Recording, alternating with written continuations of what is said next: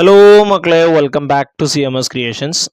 നമ്മൾ നോക്കാൻ പോകുന്നത് നമ്മളുടെ CBSE 10th chapter 9 some applications of trigonometry എന്ന് പറയുന്ന ചാപ്റ്ററിലെ എക്സസൈസ് 9.1 ക്വസ്റ്റ്യൻ നമ്പർ 7 ആണ്.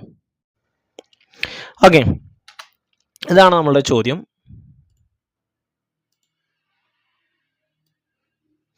From a point on the ground, the angle of elevation of the bottom and the top of transmission tower fixed at the top of a 20-meter high building are 45 and 60 respectively.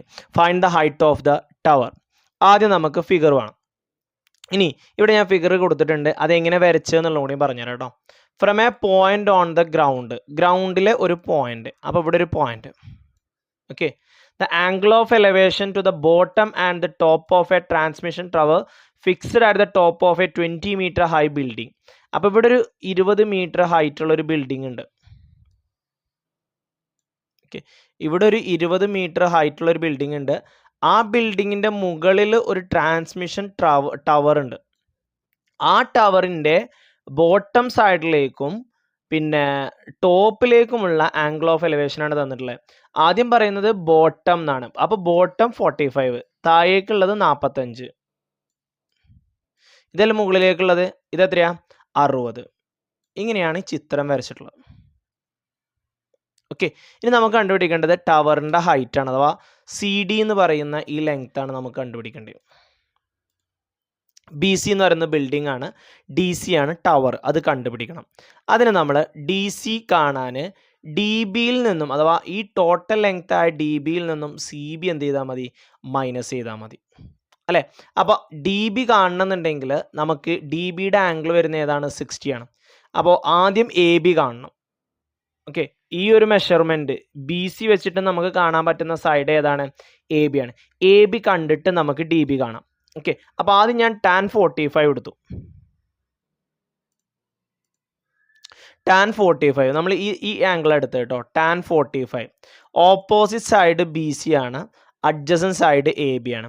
അപ്പോൾ BC by AB. ഇനി tan 45 നമുക്ക് നമ്മളുടെ angle 45 1:1 വേണം. tan 45 പറഞ്ഞാൽ എന്താ, opposite by adjacent, 1/1. Okay, BC 20 ആണ്. ഈ ABനെ ഞാൻ ഇപ്പുറത്തോട്ട് കൊണ്ടുപോയി. 1 into AB എന്താ, AB. 1 into 20 എന്താ, 20. അപ്പോൾ ABയുടെ ലെങ്ത്തും 20 ആണ്, ഇവിടെയും 20 വരും.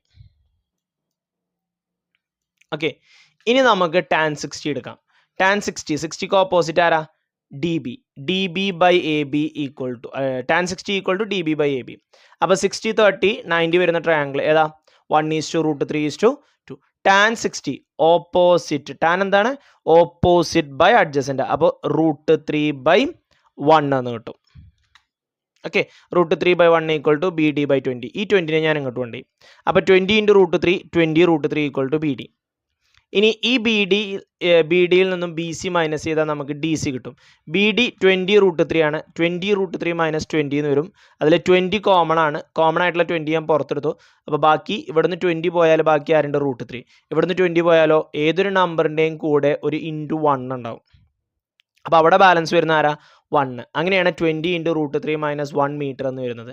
അപ്പോൾ ടവറിൻ്റെ ഹൈറ്റ് എത്രയാ, 20 into √3 - 1 മീറ്റർ എന്ന് കിട്ടും, height of the tower. Okay, നമ്മൾ √3യുടെ വാല്യൂ നമുക്ക് തന്നിട്ടുണ്ടെന്നുണ്ടെങ്കിൽ കൊടുത്താൽ മതി കേട്ടോ. ഇല്ലാന്നുണ്ടെങ്കിൽ ഈ വാല്യൂ കൊടുത്തുകൊണ്ട് നമ്മൾ ചെയ്യേണ്ട ആവശ്യം ഇല്ല.